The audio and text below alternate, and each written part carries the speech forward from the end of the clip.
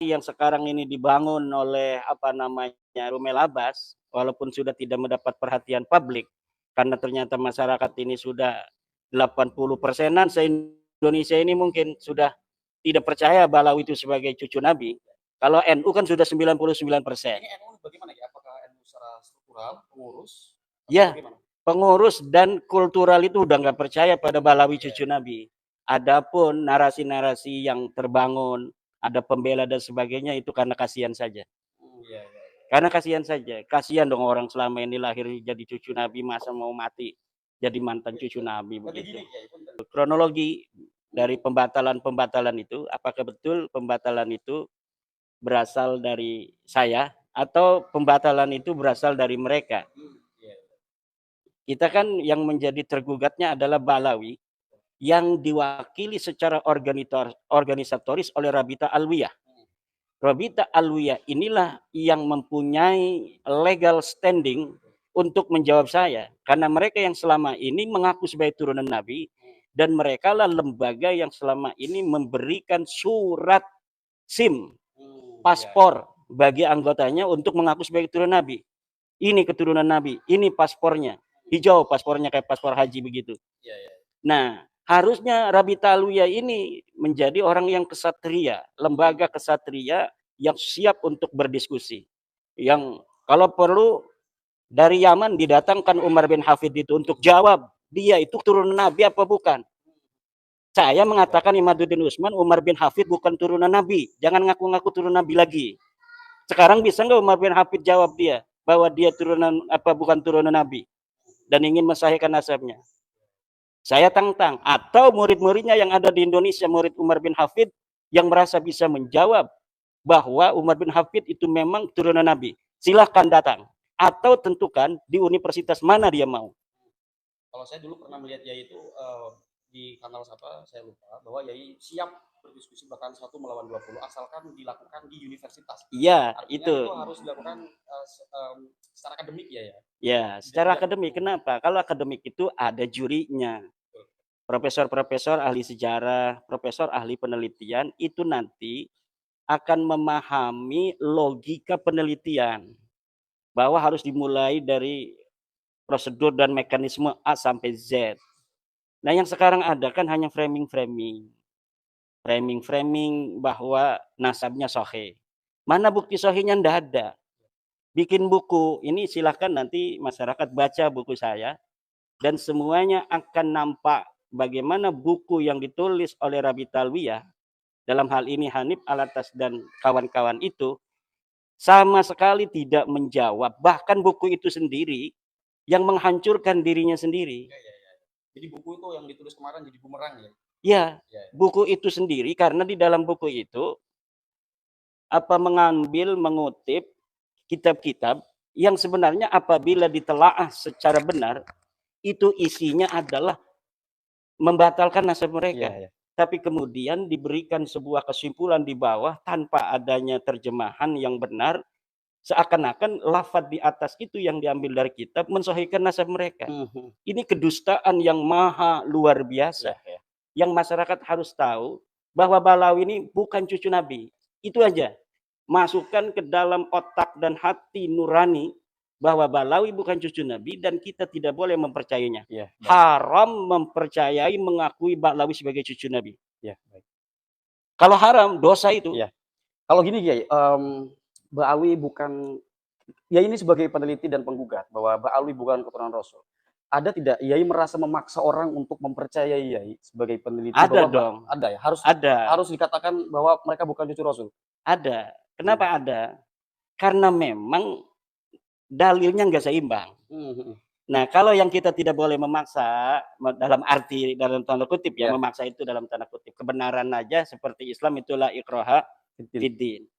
Tapi untuk saudara-saudara kita ini yang kayak Kiai Faiz Syukran Makmun yang kemarin di CNN, dia bisa baca kitab.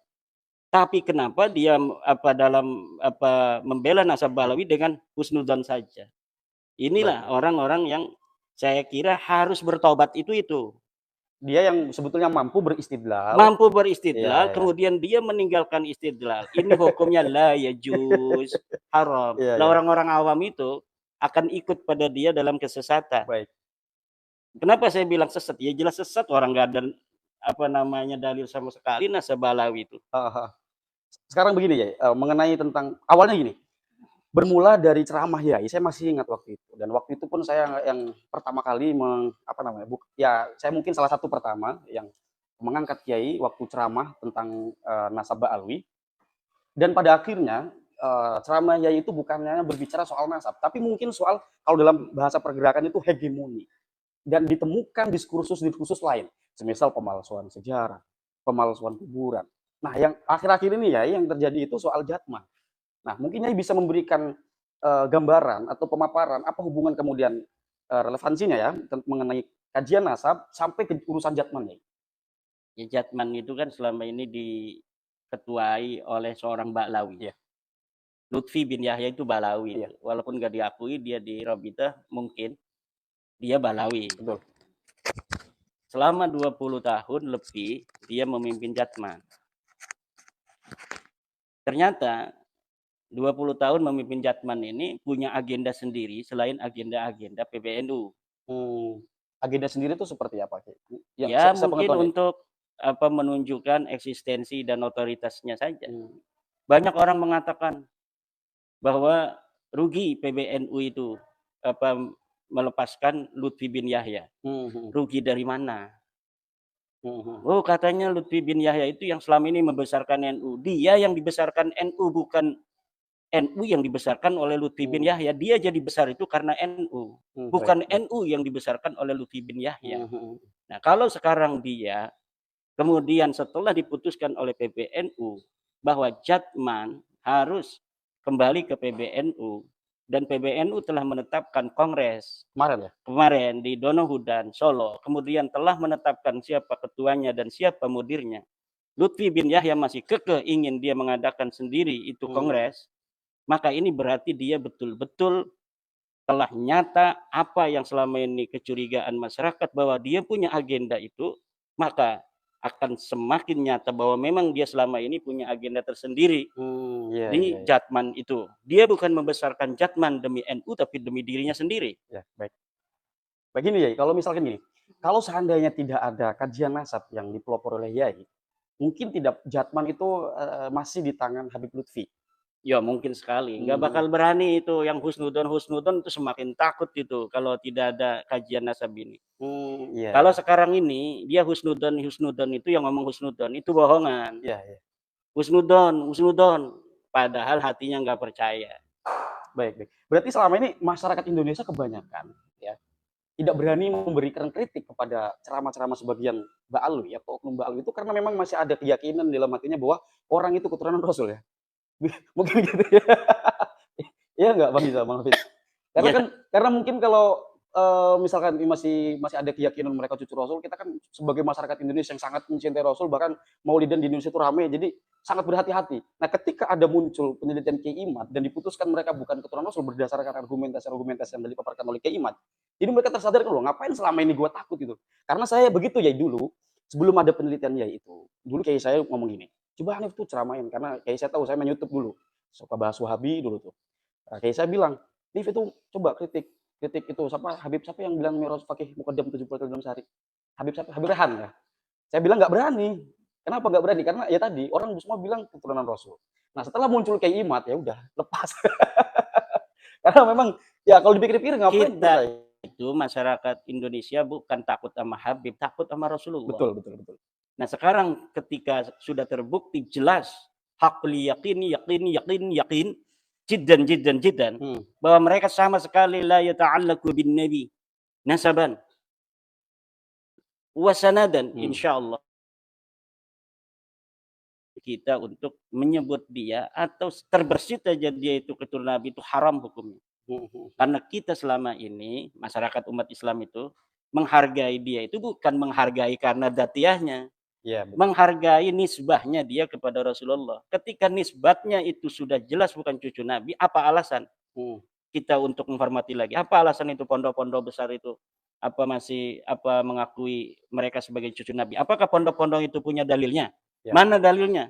Nggak ada, hanya husnudon saja. Betul. Ini kalau mereka menganggap pondok mereka besar itu karena mengagungkan dan menghormati Habib, salah besar. Niat mereka selama ini menghargai habaib itu karena ada nisbah bahwa mereka ini bisa jadi cucu Rasulullah, itu bisa jadi barokah. Tapi ketika telah jelas bahwa mereka bukan cucu Nabi dan mereka masih mengakuinya, itu bukan barokah. Bisa jadi itu keterbalikan 180 derajat, hati-hati itu. Dulu mungkin naik keberkahan karena mencintai Rasul. Sekarang menyakiti Rasul kalau menganggap Habib itu adalah sebagai turun Nabi. Iya. Baik ya, di tahun 98 sebelum tahun itu, sebelum reformasi, eksistensi Habib seperti ini tidak ya? Kalau dulu waktu saya kecil itu saya tidak pernah mendengar istilah Habib di tempat saya ya. Saya mendengar istilah Habib itu ketika mendengar Bahar Smith ceramah di area kawasan industri. Waktu itu saya masih SMP ya. Nah, waktu Ya itu mereka kan dulu hanya jual-jual minyak, jual-jual bohor, jual-jual kaligrafi ke kampung-kampung.